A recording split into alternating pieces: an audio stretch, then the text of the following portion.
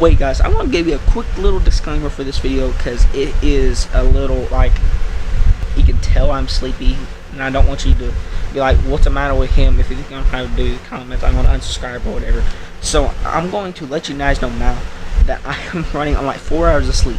So show me a little of leeway, but I promise that next video I will try to be a whole lot more perky if I'm not like cold dead to the world. But I should be, but just in case, because I don't know what's going to happen. So, just a little disclaimer. Hope you guys enjoyed the video anyway, and I'll catch you guys in the next one. Perky, my normal perky self. So, thank you guys so much for watching in advance, and catch you guys in the next one. Enjoy the video. What is up, you guys? Welcome back to another episode of Just Outdoors. Today we're going to be doing something called a how-to hunt. A how-to hunt is where I talk about how to hunt whatever critter. Before I get started, a quick shout out to this guy. There you go. This guy right here. He gave me the idea of how to hunt it. So, thanks, bro. We'll get into it. The critter we're going to be talking about today is a deer. Everybody heard about deer hunting. It could be a good place to start because it's a very popular one. Pretty much the only thing we're hunting around here because there's a bunch of deer around here. So, how do you hunt deer exactly? There is multiple ways in different areas. I got it. The hunting deer is there's multiple ways. There was another word for that, but there's multiple ways to do it. You can either run them with dogs, you can just sit in the deer stand and wait on them like a lot of people do, me included. You can stalk them. That's basically all three ways. There's only 3 ways to do it, but deer hunting, it's very short, sweet, to the point. I guess you can say running with dogs is illegal in some places, so I wouldn't advise trying to do that anyway, because you hunt and get arrested. But how then exactly do you start deer hunting? Okay, so the way I'm going to talk to you about it today is I'm going to be talking how the way I was taught is to hunt them out of a deer stand. It's a very well-known way to do it, so that's what I'm going to be talking about today. So the way you start hunting them out of a deer stand, you have to find a couple things before you put the deer stand up. You gotta put it up. You gotta hunt for deer trails. You either just hunt over flat deer trails and hope one walks by the trail and you shoot it like that, or you can hunt over bait like we do out here, which works very well. Because if you joined the live stream before and seen the back of that wall, you know it's working. But we really do both. We have bait out there, but they also have the deer trails come across through there because sometimes they just walk by it. They don't want to eat it yet. And yeah, either way, we got them. So, boosh. So that's the first thing you want to look for. And they eat things like acorns, corn, persimmons. That's all I can think of right now. That's all I can tell you because they probably eat a bunch of stuff. They eat probably a bunch of different stuff I never even heard of a deer eating. Because I'm learning stuff about deer every day. But the third thing you want to look for after the deer trails and the food sources and stuff, you got to find a good tree that has 2 requirements. Alright? It has to have a lot of cover, like leaves sticking off of it, like that.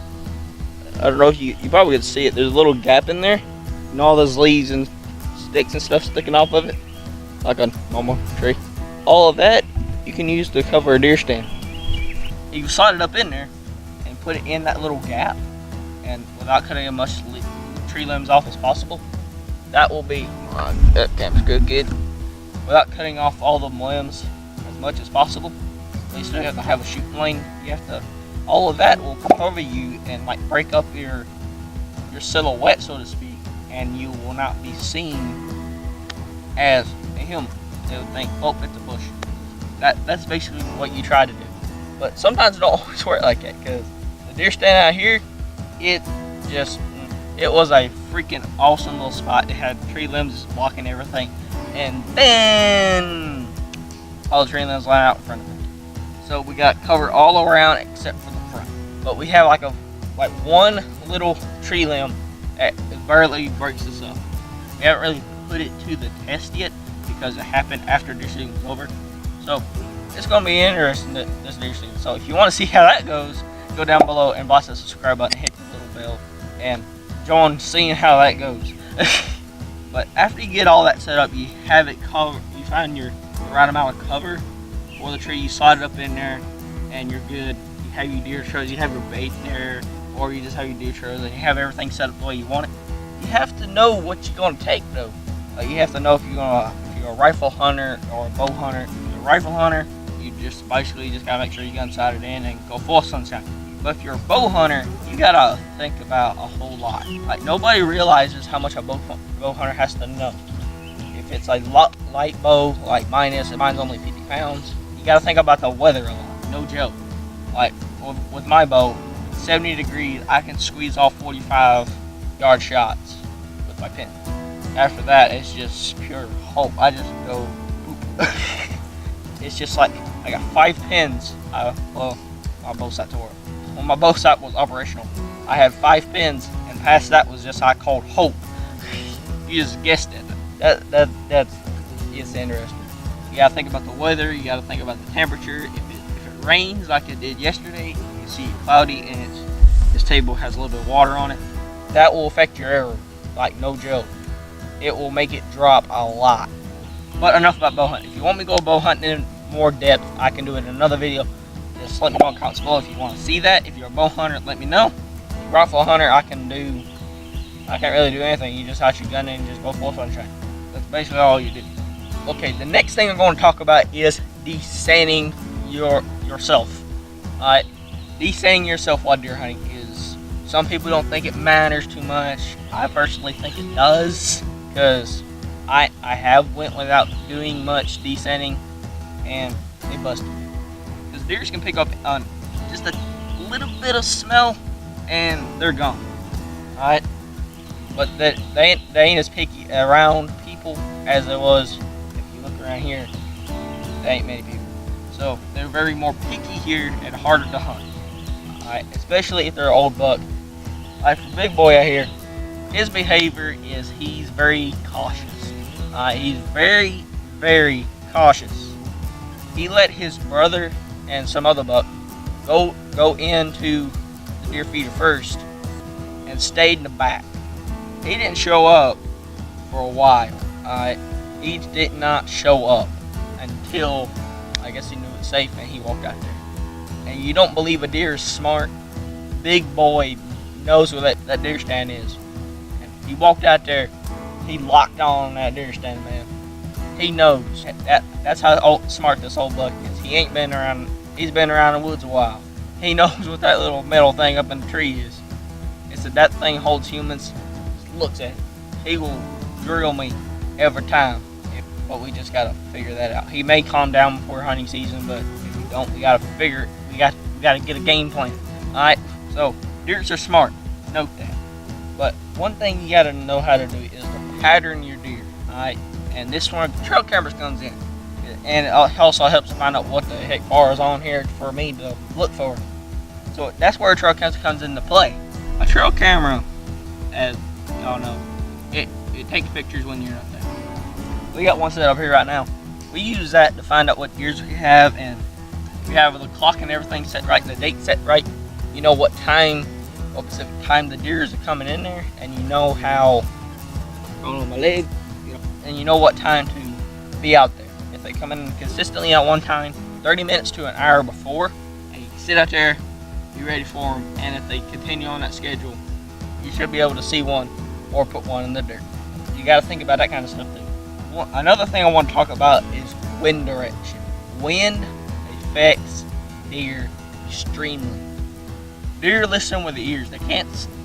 God, duh. That sounds so dumb. Deer use their ears a lot because that's one of their main detection of danger. They use their ears. They can't use their eyes too good because they can't see too good. But if you start moving while he's looking at you, he's gonna catch it. It's like one of those T-Rex moments. All right, like off Jurassic Park. No, if you don't move, he can't see you. That's true with deers. To be honest. I had deers multiple times sit there and look at me like, "What you doing, fool, in that tree?" And they sit there and look at me. I didn't move. Listen up, just walk off. But they will catch you, try to catch you moving. They just like start to put their head down and look at you, trying to catch you moving. So be careful when you try to move. If you move at the wrong time and he catches you, he, she, whatever it is, you're busted. They will cock their tail up and they'll be gone. But wind will affect deer's movement. If you're going too hard, they ain't gonna move because that, like at least the old ones won't, because they can't hear. They need to hear if there's danger. So deers don't move too good when it's a lot of wind. Why was I facing to the right? I don't know. So you gotta think about that. But it also affects which direction a deer will come from. Sometimes, at least most of the time, whichever way it works out. Because I just found this out last year, and I thought about every time I had a deer come in on me, and it seemed like to be true. At least it sounds true.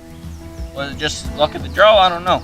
But it was talking about deer having their wind at the back, like blowing this way, like before the rut, to see if there's anything behind them. They can smell anything sneaking up on them. If they smell you, but usually by that time, if they have their wind this way, you should be good because, hey, you should be downwind from them anyway. So they'll be walking toward you. So you should be good.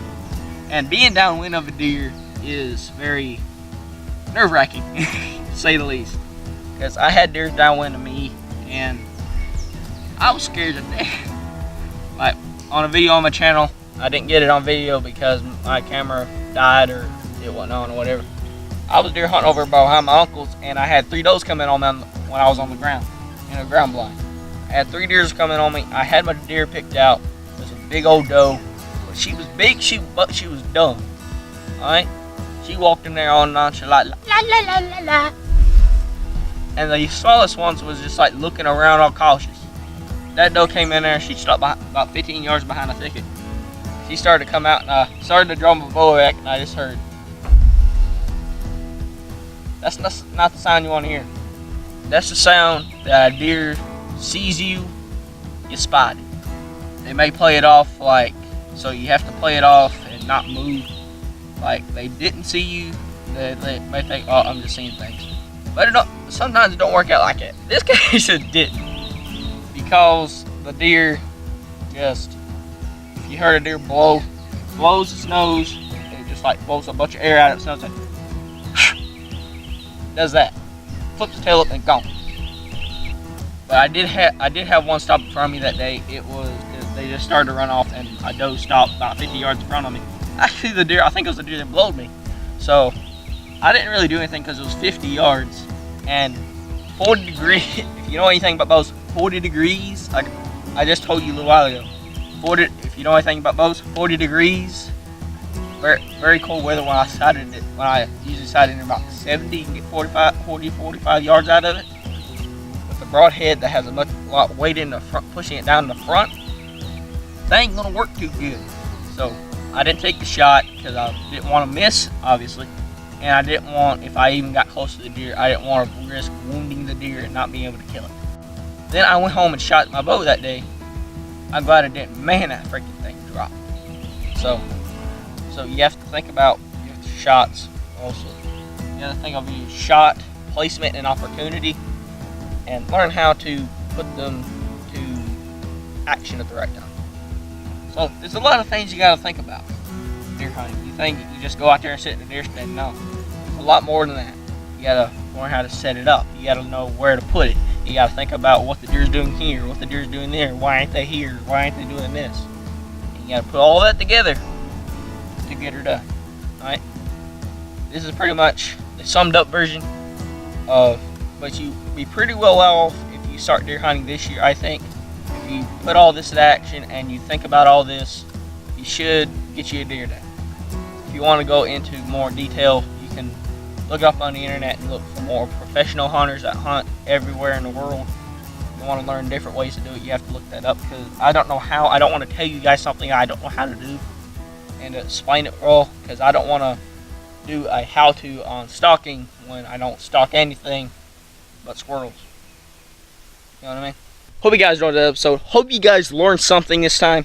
And if you did, be sure to, and if you learned something here, you put it to action and you get you a deer down this year, be sure to go follow me on JCD Outdoors on Instagram and Twitter, and send me a picture of the deer, because I I will love to see what the heck for y'all be blasting off where y'all at, alright?